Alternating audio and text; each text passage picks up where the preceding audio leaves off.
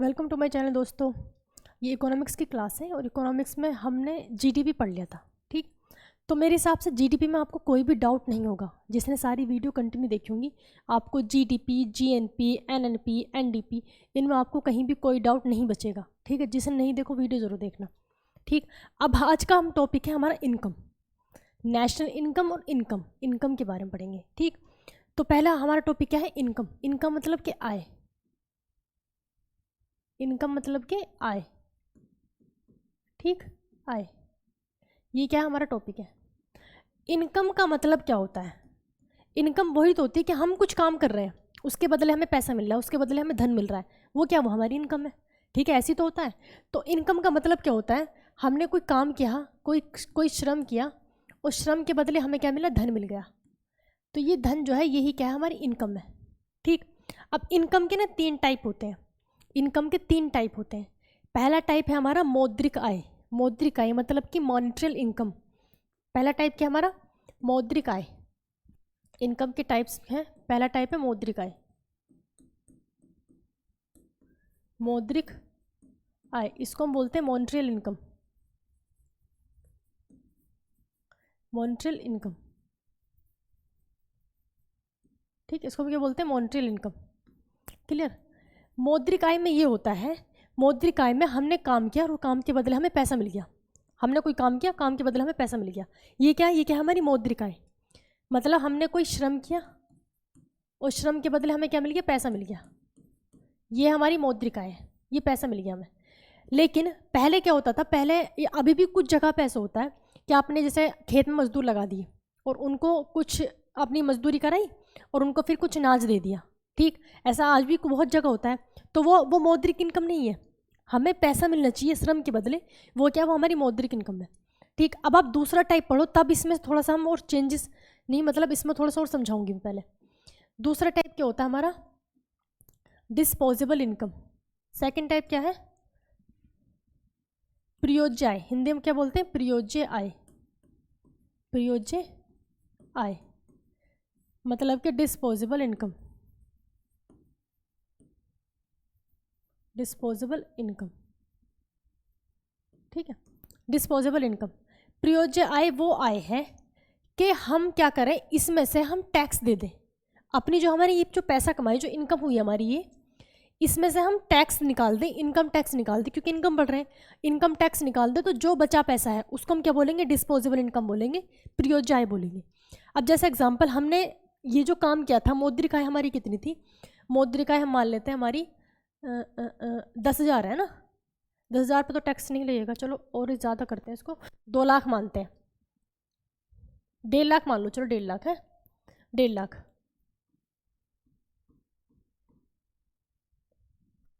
ठीक है, हमारी क्या है? 1.5 लाख हमारी आय है, इनकम हमारी 1.5 लाख पर मंथ।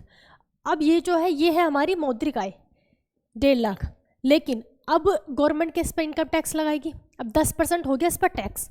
अब इस 1.5 लाख का हम 10% माइनस कर दें, 1.5 लाख हम 10% माइनस कर दें, तो एक जीरो हट जाएगी। या तो उसका 90% निकाल लो, या इसका 10% निकाल कर उसमें से माइनस कर दो। तो अब हमें कितना बच गया?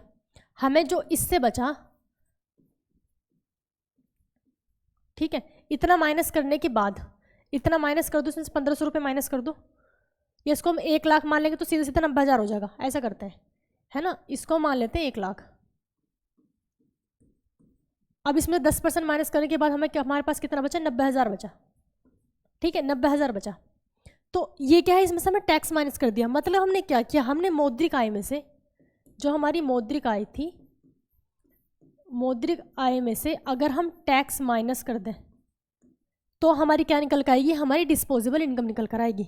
बात क्लियर है? हमारी डिस्पोजेबल इनकम निकल कर आएगी। अब ये जो 10% इस पर हमारा टैक्स लगा, इस पर हमारा 10% टैक्स लग गया। टैक्स निकालने के बाद हमारी वैल्यू कितनी बची? 90,000 बची। तो जो 90,000 है, 90,000 क्या हमारी प्रयोज्य आय, हमारी डिस्पोजेबल इनकम है। और 1 लाख क्या थी हमारी? 1 लाख थी हमारी मौद्रिक आय, मॉनेटरी इनकम थी। ठीक, 1 लाख हमारी मॉनेटरी इनकम थी। तो ये होता है फ़र्क इन दोनों में। अब हम कह सकते हैं कि ये तो हो गई हमारी वाइट मनी। भाई टैक्स देने के बाद जो पैसा बचता है वो वाइट मनी। देखो मैंने वाइट से लिखा है, ठीक है ना। ये क्या हमारी वाइट मनी है, इसको ब्लैक से लिखना चाहिए था। ये हो गई हमारी ब्लैक मनी। ब्लैक मनी मतलब ये नहीं कि चोरी का पैसा या फिर किसी लूट खसोट के किसी से लेकर आए हैं, ब्लैक मनी वो नहीं होती। ब्लैक मनी वही होती है कि आप टैक्स चोरी करके, जो टैक्स जिसमें चोरी किया जाता है, आप उस पर टैक्स नहीं देते। जिस इनकम पर आप टैक्स नहीं देते, इस पर मैं टैक्स नहीं दिया, ये टोटल इनकम थी, तो ये हमारी ब्लैक मनी होगी। इस पर टैक्स देने के बाद जो बचा पैसा, उसको हम बोलेंगे प्रयोज्य आय, है ना। हमारी प्रयोज्य आय, हमारी डिस्पोजेबल इनकम वो है। ठीक, अब गवर्नमेंट क्या कर रही है, जो 10% टैक्स है, जो इनकम टैक्स होता है 10%, आगे जाकर 30%, पता नहीं दुनिया भर के टैक्स जोड़ देते हैं। शेयर्स पर टैक्स देना होता है कि मतलब आप किसी फंड में दे रहे हैं, उसका काट लेते हैं, इसका काट लेते हैं, काफ़ी सारा टैक्स हो जाता है। तो ये जो टैक्स है, डायरेक्ट टैक्स जो होता है, इनकम टैक्स, वो सिर्फ और सिर्फ 1% लोग ही देते हैं। अडानी अंबानी जिनकी इनकम बहुत ज़्यादा है, सिर्फ वो देते हैं 1%। वो देते सिर्फ 1% लोग ऐसे हैं जो ये टैक्स देते हैं। अब इतने सारे 99% टैक्स जो लोग हैं वो ये वाला टैक्स नहीं देते, लेकिन टैक्स हर कोई देता है। अपनी गवर्नमेंट को चलाने के लिए, अपने देश को चलाने के लिए हमें टैक्स तो देना पड़ेगा।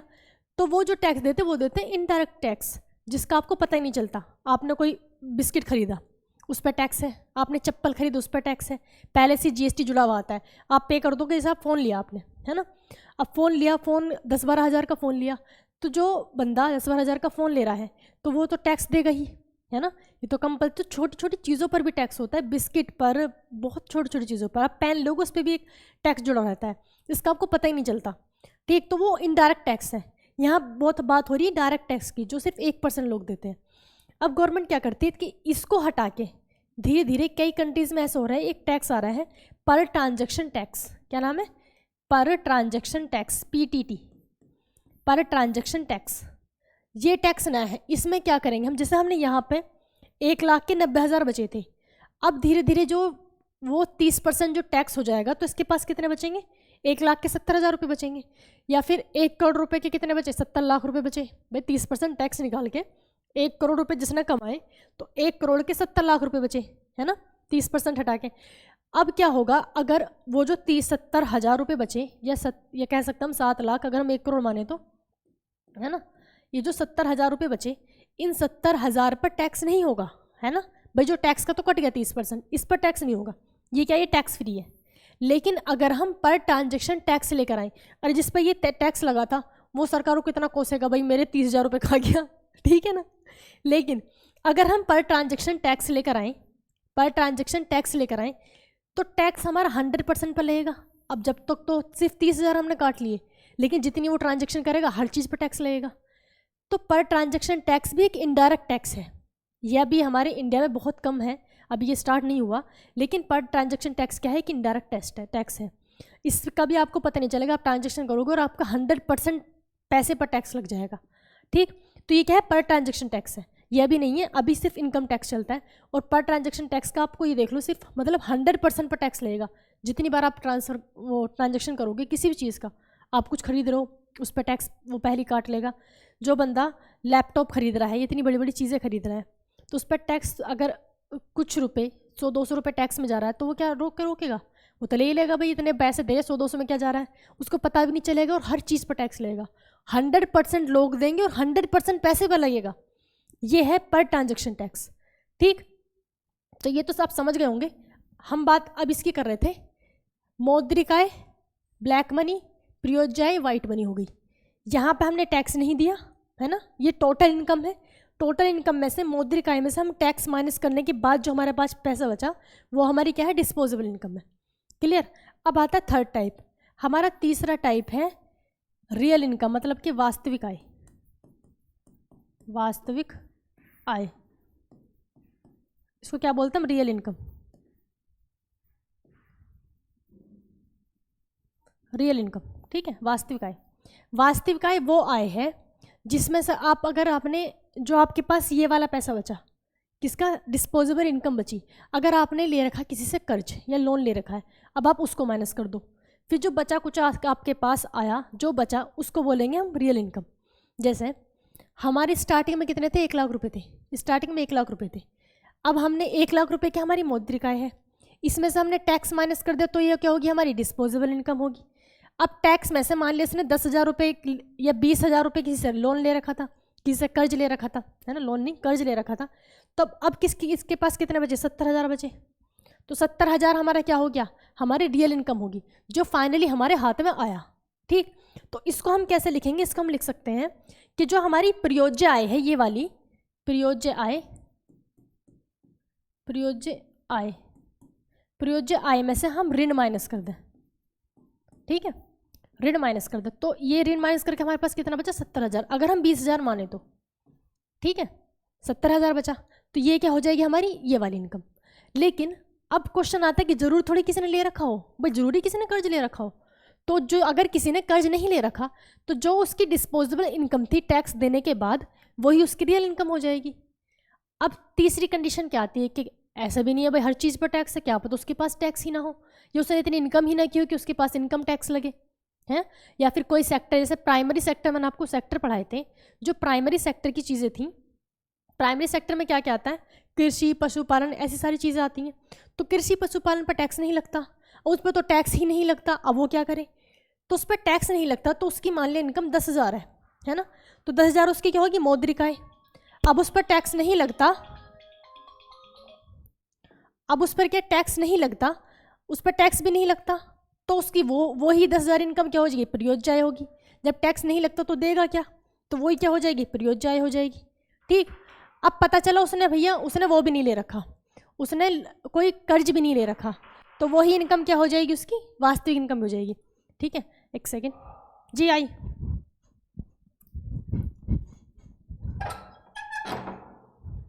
भाई नमस्ते। ठीक है, तो वही क्या हो जाएगी, उसकी वास्तविक आय हो जाएगी।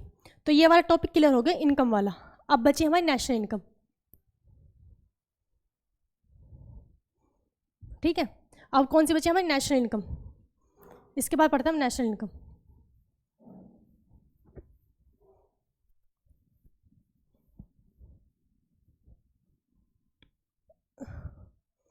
नेशनल इनकम, नेशनल इनकम, राष्ट्रीय आय, राष्ट्रीय आय। ठीक है, राष्ट्रीय आय, राष्ट्रीय आय मतलब हमारे पूरे देश की इनकम। पूरे देश की इनकम क्या होगी, इस पूरे देश की इनकम निकालने के लिए हमें 4 चीज़ों की ज़रूरत पड़ेगी। ठीक है, 4 चीज़ों के मिला के हम अपने देश की इनकम निकाल सकते हैं। पहला चीज़ होगी हमारी निजी क्षेत्र, मतलब कि प्राइवेट। दूसरा हमारा निगम, निजी, निगम मतलब कि कॉर्पोरेट सेक्टर, निजी private sector, corporate sector. Third पे सार्वजनिक मतलब कि सरकारी, पब्लिक सेक्टर है ना, सार्वजनिक। और फोर्थ नंबर पे निजी, निगम, सार्वजनिक, और क्या बचा,